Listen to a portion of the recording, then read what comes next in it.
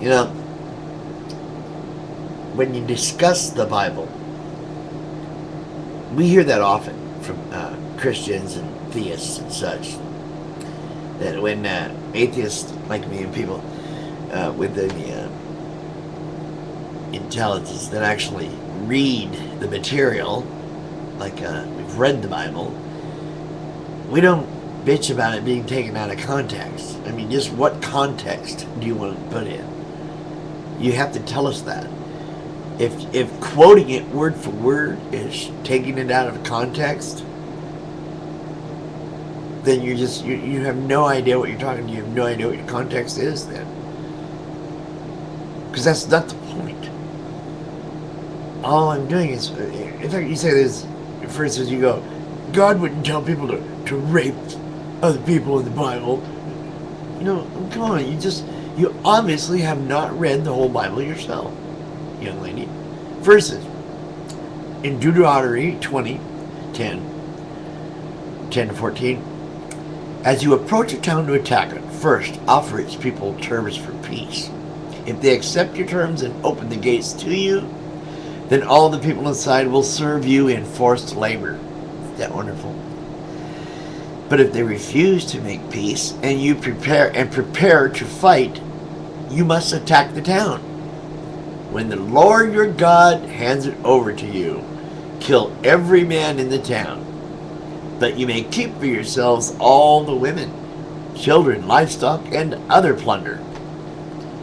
You may enjoy the spoils of your enemies that the Lord your God has given you. What kind of God approves of that? But, come on.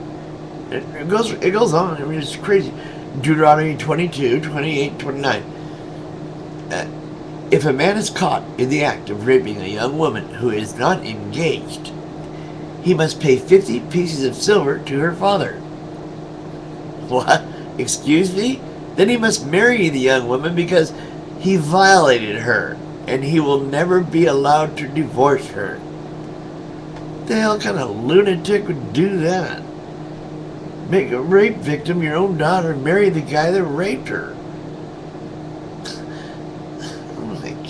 Just nuts. I mean, come on. That's in your Bible.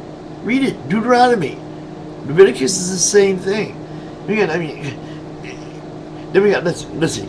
If within the city a man comes upon a maiden who is betrothed and has relations with her, you shall bring them both out of the gate of the city and there stone them to death. The girl, because she did not cry out for help, though she was in the city. And the man, because he violated his neighbor's wife. Not because he raped the young girl or hurt her, but that he violated his neighbor's wife. This is sick stuff, lady. And you're trying to tell us we take it out of context? What freaking context do they mean it? You gotta tell us, because we don't know. All we see is magic mumbo jumbo, talking about creating everything in 6 days. This talking snake and a tree of knowledge and two people genetically filling the whole world. What a gene pool, huh? You can get one thing right. Dust to dust. That's right. Just we basically are made of atoms, molecules, dust, and everything. So, but it's just funny. It's just, it goes on and on, and you say things like that. People like you, God wouldn't. It's an evil freaking deity. Trust me, it's really just unnecessary. And if you're gonna argue the evolution thing and all that creation thing, okay, please don't, because then you're just admitting that you're too stupid to understand science. So therefore, by default, God did it. It's magic. Either that, hell, who knows? But I'm tired of appeasing religion. I'm tired of everybody telling me I gotta respect another's belief. No, I don't. I'm sick of it. Look what it's all done. You got 2 kids, teenagers in England, were thrown in jail, in an English jail, for blasphemy, basically, for burning the Quran. They tell people they can't do certain things. They can't wear certain things. They can't, hide stuff. But they let a Muslim through the TPA, the transportation people. Don't ever touch her and say nothing to them. So everything's taken out of context. We take the Quran out of context. But it doesn't matter. All of it's mythological, bogus bullshit. And being a human being is really kind of a neat thing. If you have any brains, you'd feel so much better if you didn't have to worry about what you're going to do when you die. Just be a good person. You have to know right from wrong. Oh, wait a minute. That's right. If you don't know God, you can't have any morals. Right? Is that because you guys don't know right from wrong? And you need some deity to tell you that?